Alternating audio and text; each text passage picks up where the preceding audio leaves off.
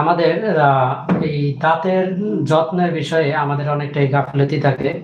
আমরা দেখা যায় যে দিনে কয়বার সঠিক নিয়মে বা কখন ব্রাশ করব এটিও আমরা অনেকেই জানি না বা মানি না।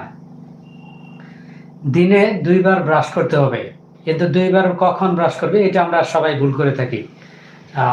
যেটি হচ্ছে সকালবেলায় আমরা যেটি করে থাকি, ঘুম থেকে উঠে দাঁত ব্রাশ করে তারপরে নাস্তা করি। এটি কিন্তু সম্পূর্ণ ভুল একটি থিওরি। আচ্ছা আচ্ছা। যেটি হচ্ছে আমাদের উদ্দেশ্য হচ্ছে বা আমাদের মুখটা পরিষ্কার রাখা, ব্রাশ করার উদ্দেশ্য। সেক্ষেত্রে আমরা কি করি, বা আগে ব্রাশ করলাম, মুখটা পরিষ্কার করলাম, এরপর আবার খাবার খেলাম। হুম হুম। খাবার খাওয়ার পরে কিন্তু আমাদের ওই খাবারটা কিন্তু দাঁতের গোড়ায় রয়ে আবার গেল। লেগেই থাকলো।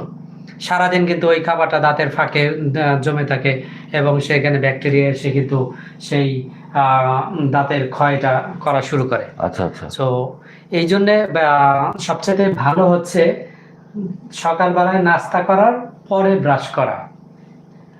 আর সারাদিন আমরা যেই খাবারটা খাই, খাওয়ার পরে অবশ্যই কুলকুচি করতে হবে।